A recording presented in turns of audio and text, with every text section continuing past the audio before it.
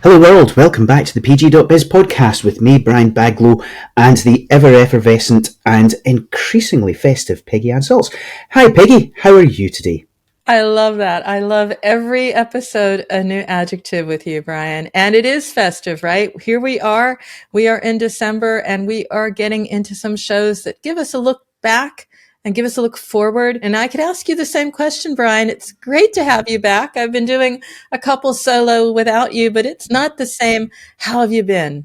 I've been good. It's I took a couple of weeks just to kind of get my head back together after running Scottish Games Week at the end of October, beginning of November, and really taking stock and just trying to figure out, what exactly this year has been all about. Because while it was incredibly enthusiastic, really positive, so many people out there are hurting, so many people have kind of run into problems. We've had closures, we've had layoffs, we've had a really strange year for video games. And I think, one of the things that we're going to talk about today is really kind of drilling down into a part of that, because the challenges facing developers, as we cover week in, week out, the challenges facing developers are changing. Yes. But there is some good news. So there's some bad news I'm going to start with. Then I'm going to get to the good news because that's the type of person I am. So yes, I will chime in with you, Brian. It's nearly every day anyway that you're seeing something that is talking about the state of the market and, the market correction, as some would want to call it.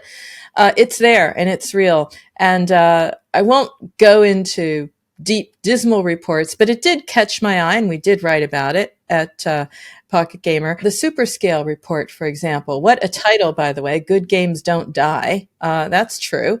Where, again, we had a survey of 500 game devs, and basically the outcome, 83% of launch games fail within 3 years. How does that make you feel? I mean, those sound to be quite terrible odds. So we want to have a show about how you beat the odds, how you stay fresh. Guess what? The ways are content, live ops, ongoing communications. Not really rocket science, is it, Brian? It's not. And it's something that comes up, time and time again when we speak to the incredible guests we pull into the podcast. Everything is in a almost constant state of flux, which means that the challenge facing developers is going to be changing as well. It's no longer the case that if you build a good game, people will come and play it because, the market's more competitive than ever. So, how do you succeed? How do you build a game that you can't, it's not just going to make you proud, but it's going to make you money?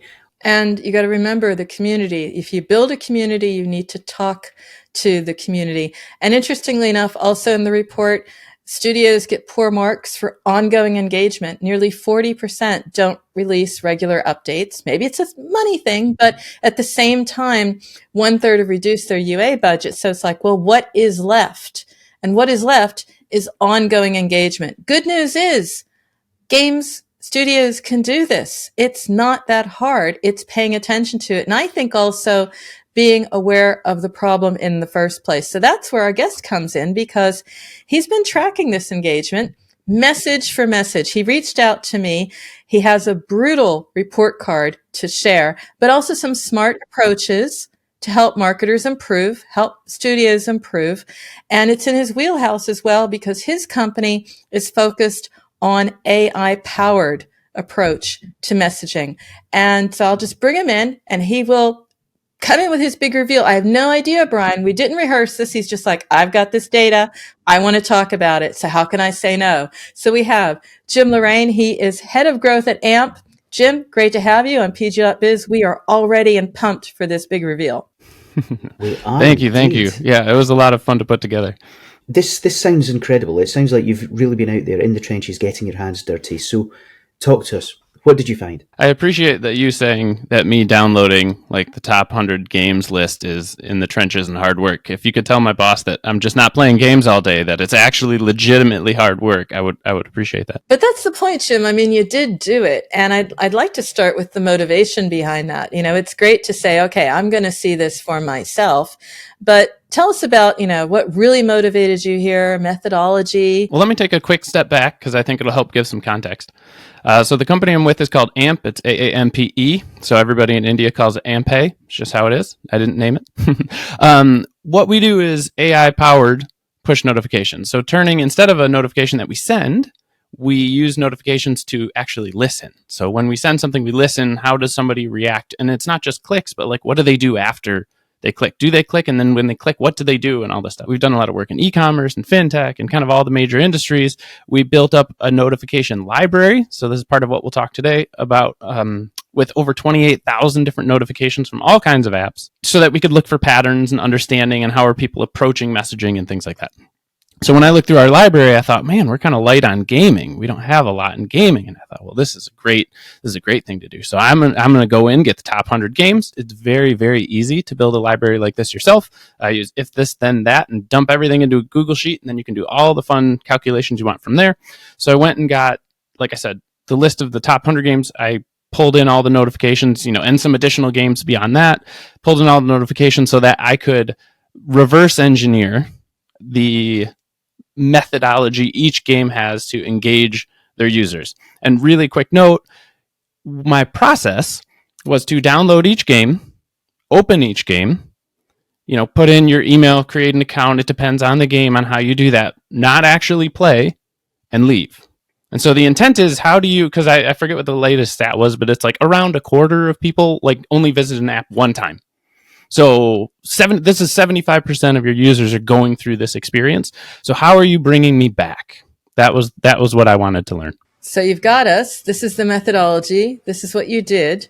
As I said, big reveal. We don't know what you found, but we do know that onboarding is the most critical point in the journey. It is the phase that'll make it and break it. Because what you've done, if you think about, Brian, is you've set yourself up and said, I have high intent to play this game. I've downloaded it. I've done all the things I need to do. Now it's up to the games dev to come back to me. So what did they do, Jim? The big reveal. 75% of the apps around, I can get an exact number, but around 75% did nothing.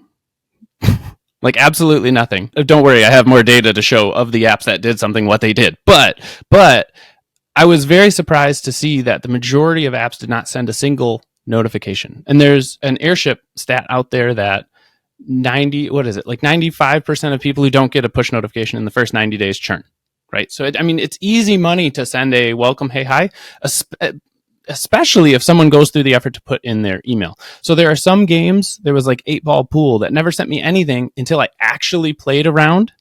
Candy Crush was similar. I opened it, but they didn't send anything until I actually played. Companies may say, oh yeah, we do send a message, but like at what point? Like you should be sending a message. I almost don't care what it is, and we'll get into the details on that, but you should be sending a message when somebody installs your app. Easy money, but like I said, 75% of games totally miss that, which I was shocked by. And it seems like such an easy thing to do, which is it's a whole hello world. Hey, you downloaded the app, you've opened it. As far as I'm concerned, you're one of ours now. You're, for all intents and purposes, a player. So how do you encourage people to come back? Because that day one, man, it's quite concerning. Did you get any sense as to why that might be the case? I've reached out to a few apps who didn't send notifications and let them know. And usually people have good intentions. Like I said, they do have some form of welcome, but they expect you to get to a certain threshold to be able to send that welcome. So one easy example is like location services. Some people want your location services on, and if you don't have location services on, then you don't get anything. Or some people want to wait until you input your email, or some people want an email and phone number, and then they send you something. So my argument would be, do the minimum legal requirement, right? You don't want to send if you're not authorized to send, although there's some provisional messaging you can do, but like get to the point where you can just send, and it almost doesn't matter what you send, but send something, because this is just easy money and missed opportunity. Because I think, again, this is the majority of apps. If you can just look at what you do and what you are asking to do before you send a message, right? What the requirements are, knock that out. Just send something. No, it makes sense. I just want to say something here, because I've been looking at this since there were apps. I'm sure you have as well, Brian, since there were mobile games. But there was all this discussion at the very start that it was like a social contract. If I download your game, I am indicating that I want to interact with you. And therefore, it's like a relationship. I'm saying, yeah, here I am. And then you're supposed to come and like greet me like you would if I was moving into your neighborhood. You know, hey, you're new here. And the idea that I have to give location and other things before I'm just greeted is very, very odd. But you said yourself 75% nothing. So 25% did something, right? What did they do? Yep. So the second observation was I received no message that I would call a welcome message at all. So there was no like hello world. And the danger with this is that user falls into your ad hoc messaging. Your ad hoc messaging is just the messaging that you're just sending everybody. And there's difficulty in most CRM systems that if you have somebody onboarded, they will fall into your onboarding sequence and your ad hoc sequence. And that actually, something like that happened with one game. So the concern is, if I'm sending messages to everybody every day, but then I have a new user, I send them a welcome, but then I'm sending them the messages that I'm sending everybody all day. This is a common concern with CRM teams, because now instead of sending at the cadence you want, you're really bombarding those new users. That said, didn't have the problem this time because nobody sent a welcome. So the things, I have a list of like some of the messages that they send, but they ended up being the normal messages that they've sent normally. So like Monopoly Go, for example, now's the time to roll quick wins or renewed. This was an interesting one for me because I bailed right away. I have no idea what quick wins are. I played Monopoly plenty of times, the board game, right? There's no quick wins in Monopoly. So as a message, if you think that this is the first thing you send me, quick wins or renewed, like renewed, it's day one. Like, what am I don't even know what that is. This was a pretty interesting finding that there was no like even introduction or how to play or let's get started or anything that guided me. All the messages were as if I had been playing for months and had prior knowledge of what the game was. I think that's a great point. And when you consider the overall user journey, and again, it's something we hear from so many guests, so many speakers that we invite onto the podcast, and the amount of time and effort that people put into the user journey and onboarding people within the game.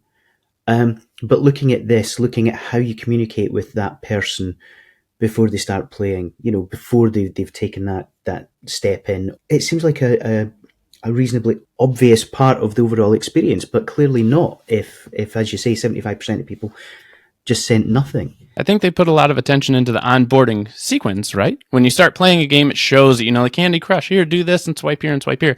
But you have some people who, again, one of them is a kick to like how to play or what you can expect when you play, like, hey, let's relieve some stress today or clear your mind or focusing on those appeals. And we'll get into a little bit more of that later. But, what's the hope? Now that you've got me, what can I hope to expect with your game? So it doesn't have to be logistical, like here's exactly how you play or something, but things to reduce, fear and anxiety of starting, things to encourage someone to play, and promote the benefits that they'll get when they'll play. And we'll talk about how to do that in a little bit. Any of that, I think, would be helpful because you just fall into the messaging flow that everyone is getting. So, quick to talk on the messaging flow. There are two things that I wanted to cover on the logistics of message sends, and then we can get more into the content. One of them is the cadence.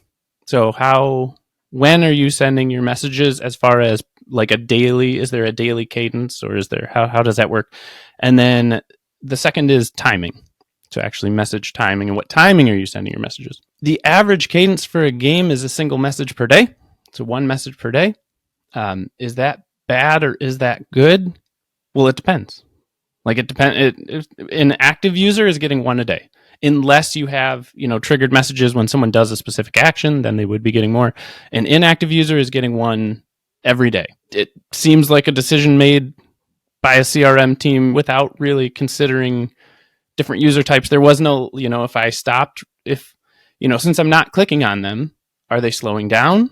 Because I'm not, or are they speeding up, or is it, you think certain seasons you send more? Do you try more on Fridays or Mondays? Or there appears to be no logic in anything. It's just one message per day for the vast majority. Did you have this feeling that it was like someone said something? It's like 3:00 every day, no matter what.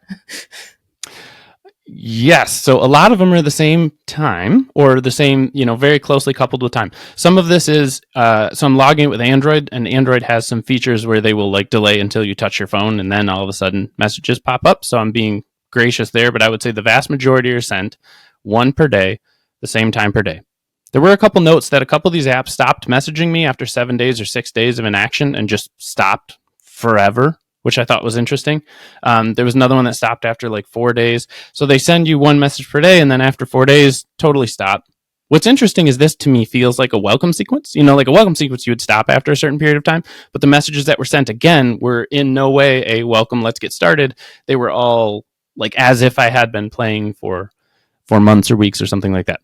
So if we look at timing, so we have one message per day. Does it make sense? Does it not? Not tied to user activity or anything like that. Most of them send at the same time. I'll read off a couple, and I just want to see if you guys can catch the pattern. But so like 8 Ball Pool sends between 7 and 10 p.m. Coin Master between 6 and 8 p.m. Fruit Merge sends at 7 p.m. My Hotel is like 6 to 7 p.m. They had a couple in the morning, but 6 7 p.m. Race Master 6 to 7 p.m. Screw Puzzle and Stumble Guys were all through the day, but they sent so many. But Wordscapes 7 p.m. Do you notice any patterns? Yeah, they think we don't do commuting or do anything at any other time. Wasn't it supposed to? We play games in spurts throughout the day. They think it's our free time at this point, right? Yep. Oh, for sure. And there's a few flaws in this too, which is if I do have all these games, when do I get every single message? Yeah. At the same exact time. Everyone's fighting for the same time slot. There were a few that stood out. So Monopoly Go has, of course, 7 p.m., but they also put a bunch like really early in the morning. And again, it could be just the time that I activated my phone, right? But nothing came between like midnight and the time I touched it at 7 a.m. So they had, a little advantage in the morning. But if you look at this, it's not only, well, this is the time when we have the most success, or this is the most time when we play the most, but you're now in direct competition with every single other game because you all pick the exact same time slot. So you're sending me one per day, and you're sending me them at the same time per day. So like, I guess we're getting into content a little bit, but like, what are you sending me at that one time? So an interesting point is Fruit Merge is my winner, 100% redundancy. So every day I get the same exact message at the same exact time every single day. Time for fruitful fusion. Like it's like burned into my brain.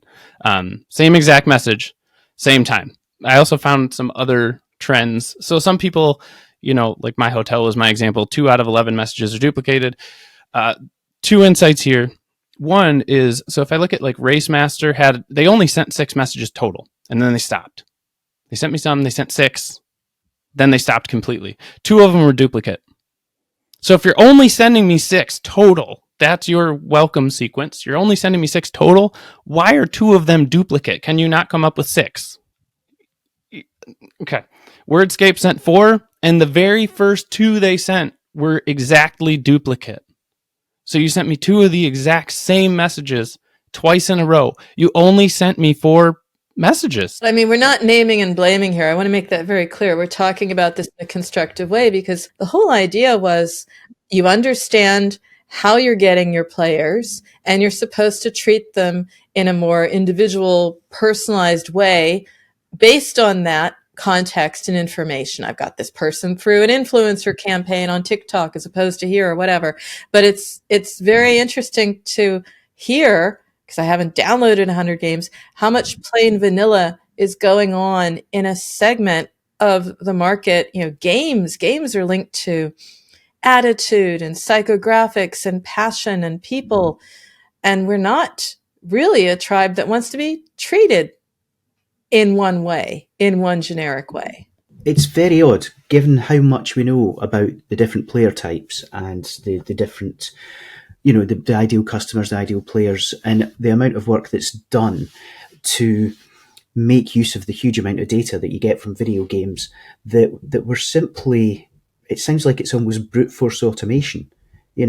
Once you're in the CRM, you're in the CRM, and there's little or no differentiation. I find it really peculiar, given the challenges that the sector has faced in terms of, targeted advertising, all of the ways in which we've had to become smarter, that this seems like a huge opportunity that's being overlooked, quite frankly. Yeah, I think you're on it. I will say a quick point too. The reason I call out names is because I want people to get the reality of it. Again, I think there's a lot of room for improvement and there's a lot of hope here. This should actually be really, really exciting because the bar isn't here.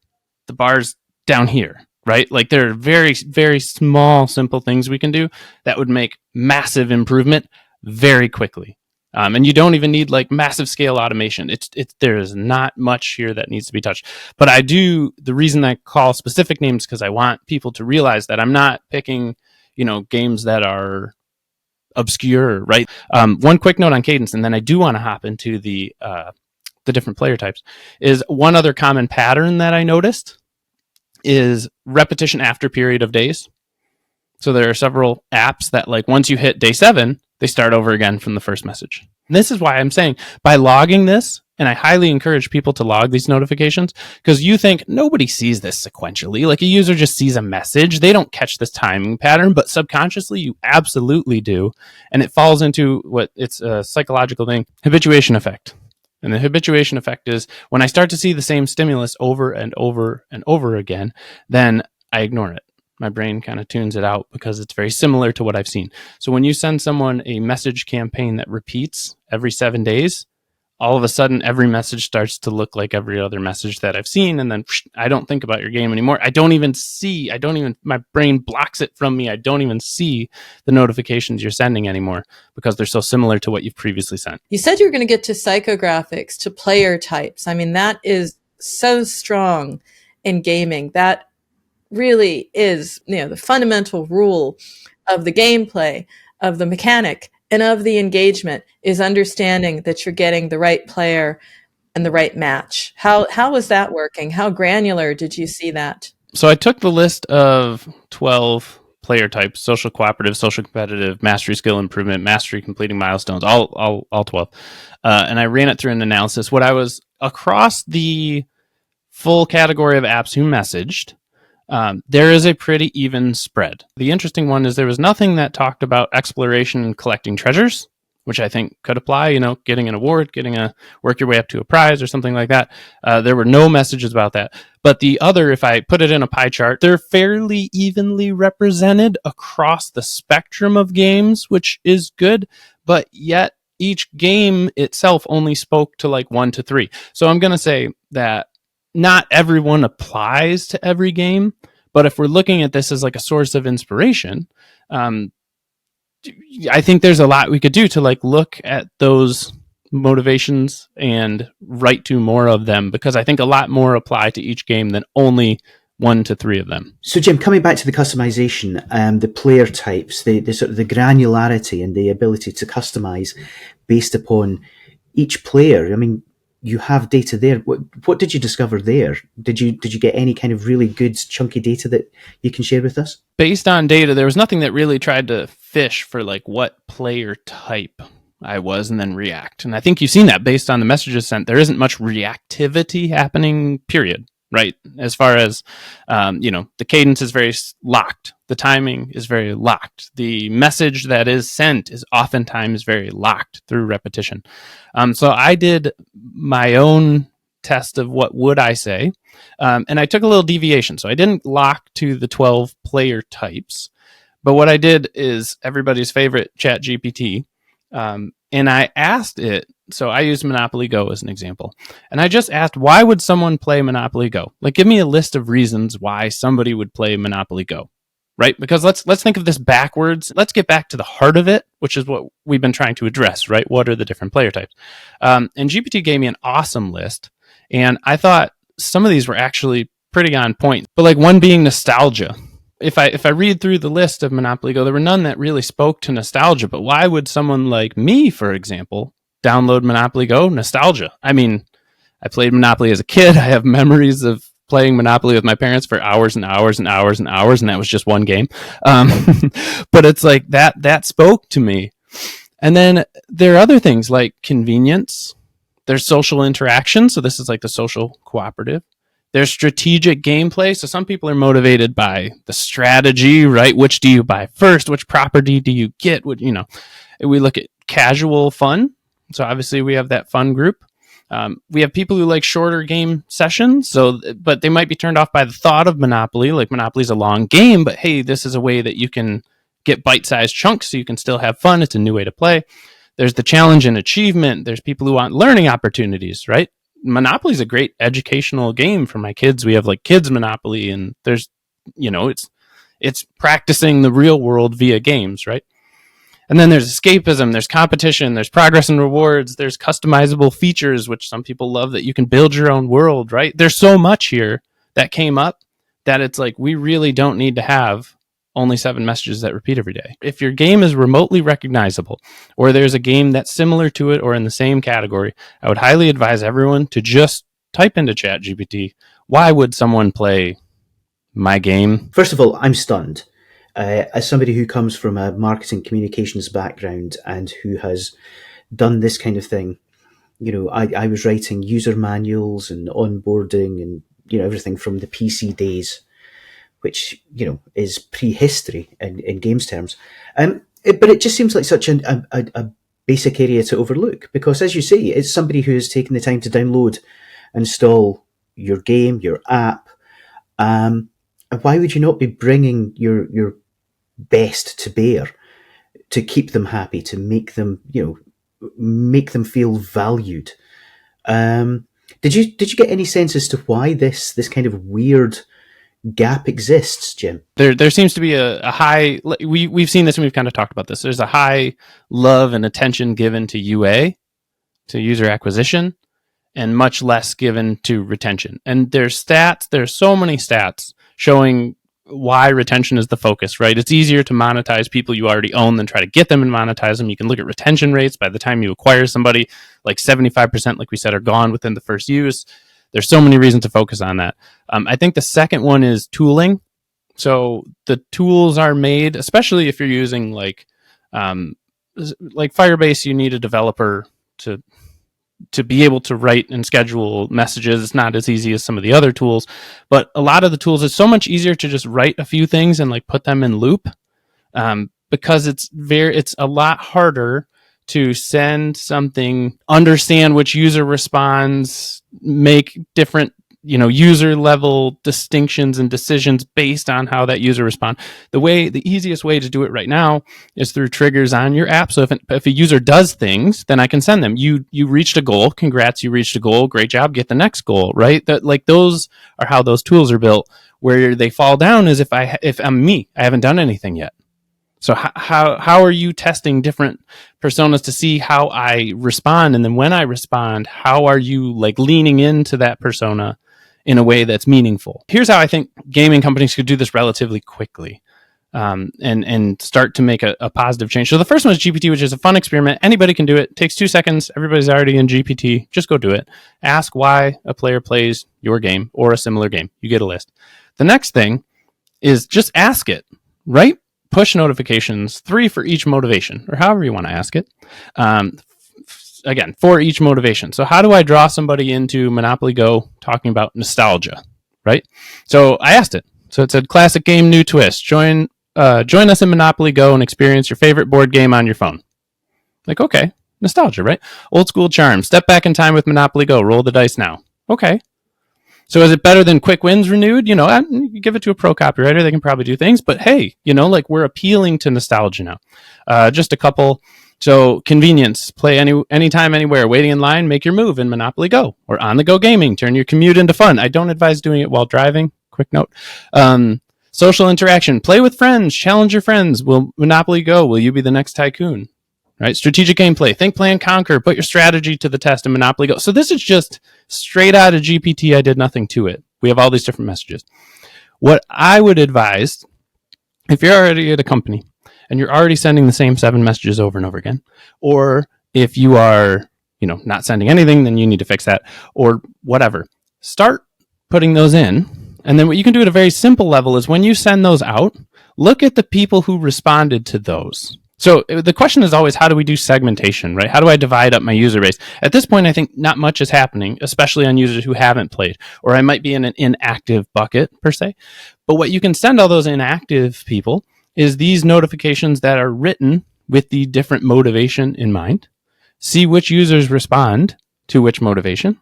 Use that data to bucket those users. So now I know, oh, this person responds to nostalgia messages, or this person responds to, social cooperative or family. You know what I mean? You can start to build this segmentation based on user motivation, and it takes a little coordination because you have to be able to work with your data team and things to be able to see who actually clicked and did what. But to me, this would be an amazing experiment for a game who wants to massively increase their retention and activity. That is very well worth doing. I'm thinking that that's great for an experimentation, but ultimately it's about scale. It's about saying, this is my approach. I want to make this part of the fabric of how I communicate. So what's the next step from experimenting to scale? Is there something that you recommend there as well? The way that we're doing things today is either more work than we give it credit. So we're putting a lot of work into things that are less payoff, or we're, by not doing work, we're not seeing a benefit. So, by sending the same messages every day, we're stuck with our baseline. My point is, if you put more focus and attention into that area could improve, right, substantially. So the advantage to your business could be absolutely massive. Using AI in this instance, again, AI is great for things like pattern recognition, and that's exactly what this is. So we start to learn users, and users who do certain actions tend to do these certain things. So I think a lot of it comes down to just how we build segments now versus how, this approach to segmentation. So at the end of this, you have segments just like you had in the beginning. The segments are just more refined. So you don't have to start, the examples with Monopoly Go, you don't have to start with 12 different motivations. You don't have to start. You can start much more simply. My point is, right now we have nothing. So let's go for one. Let's go for one. Exactly. Let's go for two. Let's go for three. Easy steps. Easy steps. So to come back to the sort of the initial point we were talking about, Jim, in terms of change and the way in which everything is constantly changing and evolving, where do you see 2024 taking us? We've got alternative app stores, the potential of sideloading, all of these different changes which are coming down the pipeline. How do you see all of this impacting on that all-important engagement? One thing you didn't mention but kind of plays in with all this is data. And that is like third-party data and how we learn and right now and how we build our ad creative. So we're going to have to get more clever. We know that. UA needs to get better because we can't afford to cast a wide net, right? So if we look at where we get our data right now, we know who our best players are. What motivates our best players? How do we attract more of our best players, right? That's the goal, because we want to understand, and maybe it's a spread you find out for your app. Maybe it's, it's tough because it's people from all different places, but being able to pick up on those segments is very important. So the data you generate in the experiment, where you look for different user types, you send messages to different user types, and then you see how people respond. For example, if I just go with my easy example, if you did Monopoly Go and nostalgia, and let's say, wow, overwhelmingly we're seeing 80% of people respond to nostalgia of those who responded versus people who respond to convenient playing, well, then what's my ad going to look like? My ad is going to appeal to nostalgia. So my point is, we have this giant pool of data. Every app has it right now. We just need to use it creatively with our CRM, right, with our customer engagement, to feed stimulus into the system by asking, for example, do you like nostalgia, or do you respond to this, or do you respond, not surveys, but actually through the messaging, see how people respond, and then use that data to then build our UA and make it more effective. So it's part of this feedback loop of companies working, across the borders together with each other. But CRM to me should be the data factory that's powering the entire UA strategy, what features we should add, what game we should do next. And the clever way to do this is to implement it through messaging, because by asking people, the responses you get from people never match up to their actions, right? So we're trying to do it in a way that we're gathering their actual actions. It's all about using the segmentation, which you would think is like, deeper in the funnel or a different department even, to improve acquisition, which has to be good. at a time. Again, to your point, Brian, where we are, do more with less, and do more with the data that we have. Yeah, I think rather than constantly saying we don't have the data we need, we don't, we're not getting the data that we want, looking at what you have and using it in a far smarter way, I think just makes an enormous amount of sense. I think an awful lot of people listening to the podcast are going to be able to take that away, Jim, and look, differently at what they do have. Yeah, I think when we talk about creatives, everyone's A/B testing creative, right? What's going to resonate more? We'll try this. But I don't see that done as commonly looking back into my existing audience. Let me treat my existing audience like a UA experiment, right? What kind of messaging do they respond to best? Because again, the problem with UA is I can look at how many people download, but I'm only looking at half the story. I'm not looking at how many people actually play, and of those who play, how many actually pay, right? How many people are accomplishing my goals, and how do I replicate that bucket in my UA? So maybe I get less overall, let's say I get less overall clicks through UA, but much higher retention and much higher monetization rates. That's aiming at the right audience. So I think that is what's so important. We need to, it'd be awesome to have the UA guys and the CRM folks, and not to say that they don't talk already, but coordinate on more experiments like that. Like, how do I, what is the motivation that's driving our most engaged players, and how do I spin that so that I get more engaged players from the very beginning of my UA funnel? Wow. There was a lot in there, Jim, for something that was, not scripted, off the cuff and spontaneous. I think there was a huge amount in there that we can take away, and almost everybody listening to the podcast is going to be able to action that in some way, and at the very least start thinking about the data that they do have differently. Obviously, what this is telling us is that the way to create these messages, the way to create these experiments, that happens also with the help of AI. And that's at the core of what you're doing as well, Jim, not just in your experiments, but also in your company. So what can you tell me about what Aampe is going to be doing, maybe to remove some of the heavy lifting for game devs, or just trying to maybe inspire a more playful approach to experimentation? Yeah, I think this is at the heart of what we do using AI. So one thing that we notice is there's a gap, a bridge left between, where apps store their events. So anytime anybody does anything or doesn't do anything, right, that's stored in events. You have a full log of every user and every single interaction they do. There's a gap between those systems from an AI perspective and between your engagement platforms. So like I said, the notification experiment, someone will learn a ton from when they send a notification. Go look at who responded. But that go look at step takes time, takes effort, takes team coordination. That can all be minimized with AI. What we've built and what we've deployed does exactly that. So what you would be able to do is, write all the messages to all those different groups that you want, send them all to your user base. We would use the AI to then draw those gaps and show you the size of each population, the responsiveness of each population. So exactly what we built is automating that, the experiment that you mentioned, but continuously running all the time, real time with AI.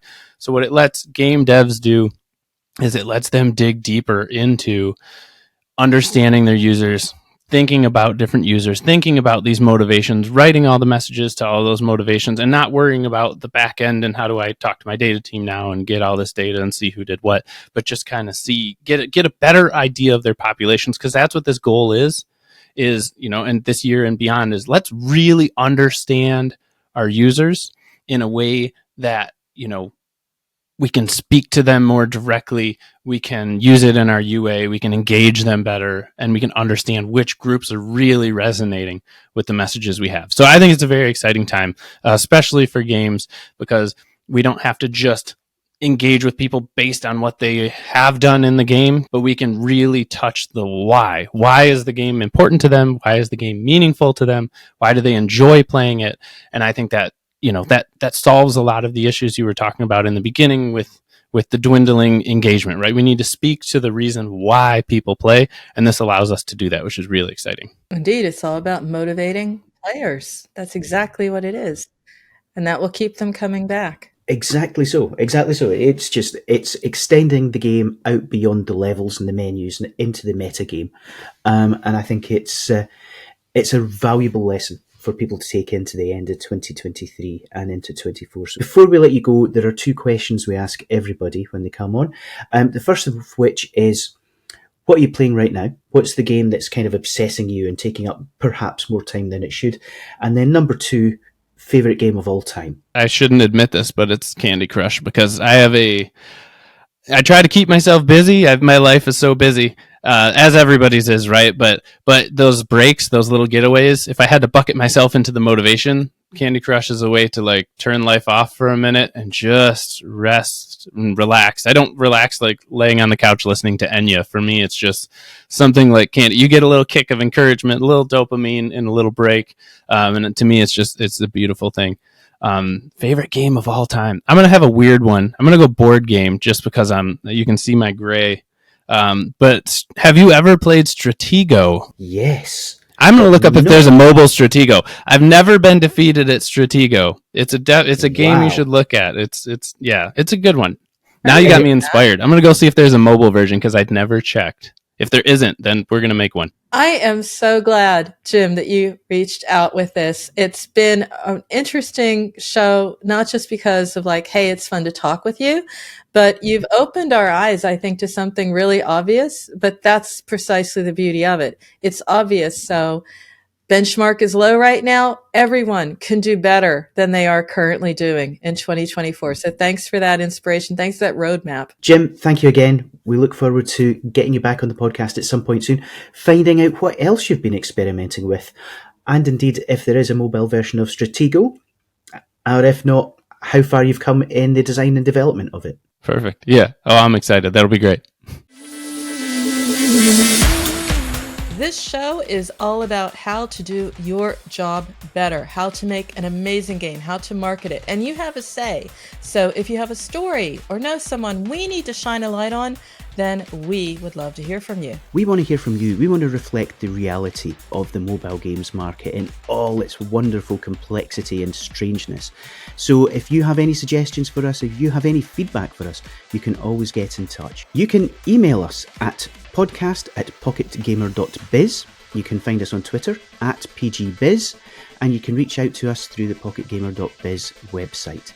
If you're interested in listening to all of our podcasts, you can find them at pocketgamer.biz/podcast, and we would love to hear your thoughts on future shows. And we've got you covered on all the major platforms, so subscribe to the audio podcast, as Brian said. Look for us on YouTube. If you want to read it, hey, you can do that too, because we have a companion post for you as well on the pocketgamer.biz website. Tune in again for the next edition of the pocketgamer.biz podcast, and we look forward to speaking to you in the near future. Until then, I'm Brian Baglow. I'm Peggy Salz, and that's a wrap until next week.